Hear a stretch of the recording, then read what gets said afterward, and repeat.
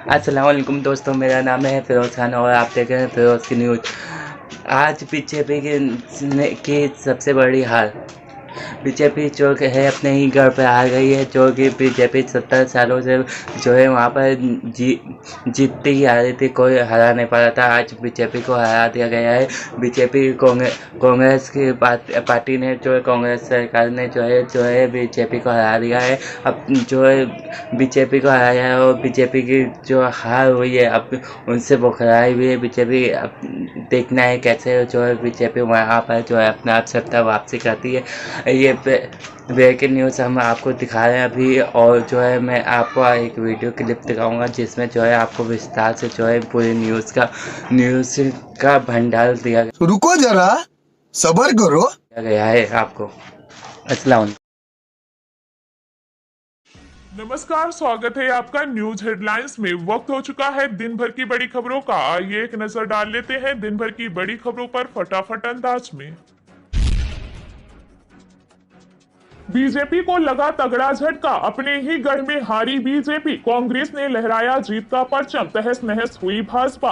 पिछले 70 सालों से जो इलाका भारतीय जनता पार्टी का या उनके पहले के संगठनों का गढ़ रहा है, वह अब भारतीय जनता पार्टी के हाथ से निकल चुका है। वहां की जनता ने आरएसएस और बीजेपी को पूरी तरह से नकार दिया है। वहां पर शिवसेना, एनसीपी और कांग्रेस पार्टी के गठबंधन ने 100% सीटों के ऊपर जीत दर्ज की है। आरएसएस के गढ़ के अंदर बीजेपी का एक भी सदस्य चुनाव नहीं जीत सका। महाराष्ट्र में भारतीय जनता पार्टी की बुरी तरह से सूपड़ा साफ हो गया है। इतिहास के अंदर पहली बार आरएसएस के गढ़ में नागपुर में भाजपा की जमानत जब्त हुई है। नागपुर के शहरी क्षेत्र के 120 वार्डों के ऊपर हुए चुनाव में 60 वार्डों में शिवसेना, 40 वार्ड के ऊपर राष्ट्रवादी कांग्रेस पार्टी और 20 वार्डों के अंदर कांग्रेस पार्टी ने कब्जा जमाया, जबकि भाजपा एक भी वार्ड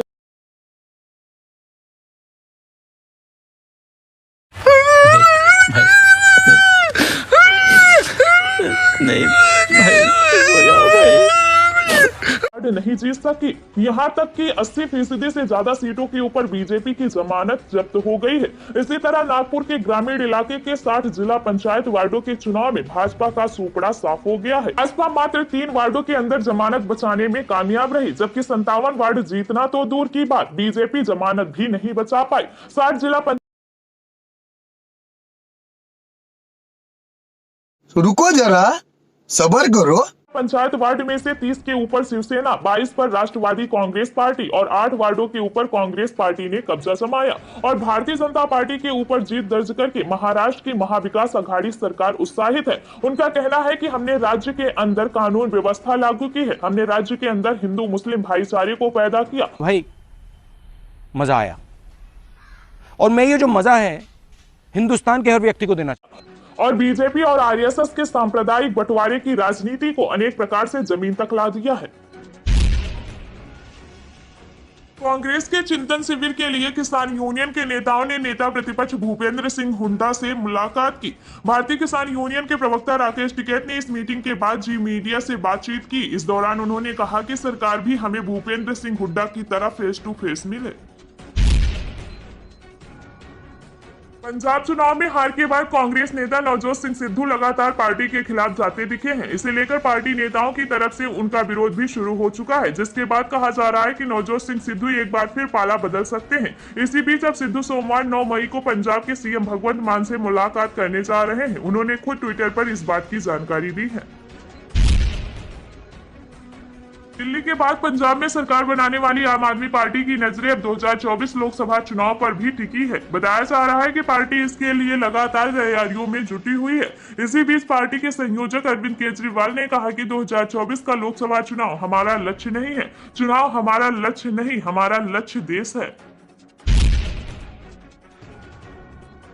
लाउड स्पीकर विवाद के बीच मुख्यमंत्री योगी आदित्यनाथ ने दावा किया है कि राज्य में अब तक 1 लाख से ज्यादा लाउड स्पीकर उतारे जा चुके हैं। अधिकारियों को यह जिम्मेदारी सौंपी गई है कि उतारे गए लाउड स्पीकर दोबारा नहीं लगाए जाए। झांसी में मुख्यमंत्री योगी आदित्यनाथ जनप्रतिनिधियों से चर्चा करने के साथ ही विकास कार्यों की समीक्षा की और कहा कि उत्तर प्रदेश में अब तक 1 लाख से अधिक लाउड स्पीकर उतारे गए हैं। शिवसेना सांसद संजय राउत ने कहा कि प्रधानमंत्री नरेंद्र मोदी एडोल्फ हिटलर के प्रशंसक है, जिससे बहुत सारे कार्यक्रम करने की आदत थी और प्रधानमंत्री जर्मन तानाशाह का अनुसरण करते हैं। तंज कसते हुए राउत ने कहा कि मौजूदा समय में यदि कोई हिटलर की तारीफ करता है तो इसे देशद्रोह नहीं माना जा सकता। एक कार्यक्रम में पार्टी के मुख्य प्रवक्ता राउत ने कहा कि शिवसेना के संस्थापक बाल ठाकरे भी हिटलर की सराहना करते थे, जो एक लोकप्रिय नेता थे। मुख्यमंत्री योगी आदित्यनाथ बुंदेलखंड के 2 दिनों के दौरे पर रविवार को ललितपुर पहुंचे। झांसी में शनिवार को विकास कार्यों का स्थलीय निरीक्षण करने के बाद सीएम योगी आदित्यनाथ ने रात्रि विश्राम किया। इसके बाद रविवार को सुबह झांसी के सर्किट हाउस से दतिया मध्य प्रदेश के लिए प्रस्थान किया। वहां पर पीताम्बरा पीठ में मुख्यमंत्री ने मां बगुलामुखी की पूजा अर्चना के बाद ललितपुर का रुख किया। मेघालय के गवर्नर सत्यपाल मलिक अक्सर केंद्र सरकार को घेरते रहते हैं। अब उन्होंने लाउड स्पीकर विवाद को लेकर केंद्र की भाजपा सरकार पर करारा हमला बोला है। उन्होंने कहा कि जिन सवालों का कोई मतलब नहीं है, केवल उन पर बहस हो रही है। देश विनाश की ओर जा रहा है। वह रविवार को मुजफ्फरनगर पहुंचे थे।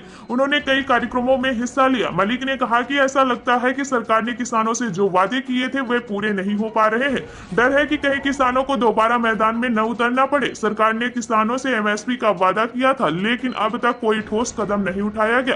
उन्होंने कहा कि आज सवाल महंगाई और बेरोजगारी पर होने चाहिए, लेकिन लोगों को यह ध्यान नहीं रहा। पेट्रोल और डीजल का हाल कोई नहीं पूछ रहा। टैक्स के बारे में कोई बात ही नहीं कर रहा है।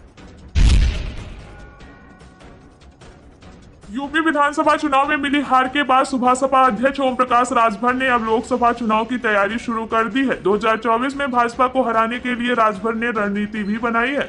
सुहेलदेव भारतीय समाज पार्टी के अध्यक्ष ओम प्रकाश राजभर ने कहा है कि 2024 लोकसभा चुनाव में भाजपा विरोधी सभी पार्टियों को एक मंच पर लाकर वह बड़ा मोर्चा बनाएंगे। इस मुद्दे पर उनकी कुछ दलों के नेताओं से मुलाकात और बातचीत हो चुकी है। इस मोर्चे में अखिलेश यादव, ममता बनर्जी, अरविंद केजरीवाल, उद्धव ठाकरे, तेजस्वी यादव आदि के नेतृत्व वाले दल प्रमुख होंगे। रविवार को दारुल सभा ब्लॉक 1 के कॉमन हॉल में पत्रकार वार्ता कर राजभर ने कहा कि इस मोर्चे का गठन अगले 4 महीने के अंदर कर लिया जाएगा। राजस्थान के शहरों में गाय पालने के लिए लाइसेंस लेने का नियम अब लागू नहीं होगा। सीएम अशोक गहलोत ने घोषणा की है कि राजस्थान में कहीं भी आदेश लागू नहीं होगा। इसके साथ ही गहलोत ने गौशालाओं की इसी वित्तीय वर्ष के साल के 9 महीने अनुदान देने की भी घोषणा की है। पहले 6 महीने अनुदान दिया जाता था। गहलोत ने कहा कि राज्य सरकार 1 करोड़ रुपए के अनुदान से सभी ग्राम पंचायतों में सामाजिक संगठनों की मदद से गौशालाएं खोलने जा रही है। जयपुर के सांगानेर स्थित पिंजरापोल गौशाला में राजस्थान गौ सेवा समिति की ओर से गोरक्षा संत हुंकार महासभा के मंच पर गहलोत ने ये बातें कही। गेहूं की सरकारी खरीद में आई गिरावट के कारण केंद्र सरकार ने प्रधानमंत्री गरीब कल्याण अन्न योजना में यूपी को गेहूं आवंटित नहीं किया है। माना जा रहा है कि राशन कार्ड धारकों को अगले महीने से गेहूं के बदले चावल दिया जाएगा। अभी तक 3 किलो गेहूं व 2 किलो चावल दिया जा रहा था। केंद्र सरकार ने गेहूं के आवंटन के कोटे में संशोधन किया है। बिहार, केरल और उत्तर प्रदेश को PMGKY योजना के तहत गेहूं नहीं दिया गया है। इसकी भरपाई चावल से की जाएगी। यूपी में मौजूद गेहूं के स्टॉक को देखते हुए राज्य सरकार 1 किलो गेहूं के साथ 4 किलो चावल दे सकती है या फिर पूरा 5 किलो चावल ही दिया जाए। इस पर विचार चल रहा है।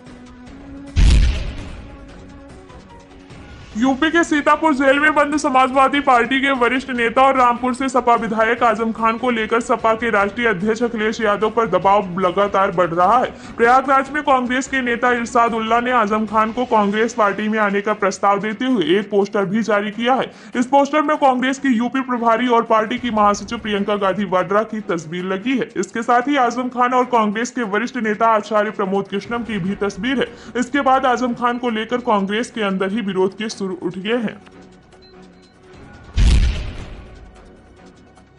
कांग्रेस कार्य समिति की सोमवार को बैठक बुलाई गई। यह बैठक उदयपुर में विचार मंथन सत्र से पहले हो रही है। सूत्रों के मुताबिक बैठक संगठनात्मक सुधारों पर विभिन्न पैनल की रिपोर्टों को सैद्धांतिक मंजूरी प्रदान करने के लिए है। इसके अलावा एजेंडे में भाजपा के धर्म के मुद्दे से निपटने की रणनीतियां भी हैं, जिसका पार्टी हाल ही के दिनों में मुकाबला करने में समर्थ रही है। पार्टी ने राजनीतिक और संगठनात्मक मुद्दों के अलावा सामाजिक न्याय, अर्थव्यवस्था, किसानों और युवाओं के मुद्दों चर्चाओं के लिए 6 समन्वय पैनल भी गठित किए थे। बैठक में उनकी रिपोर्ट पर भी चर्चा की जाएगी।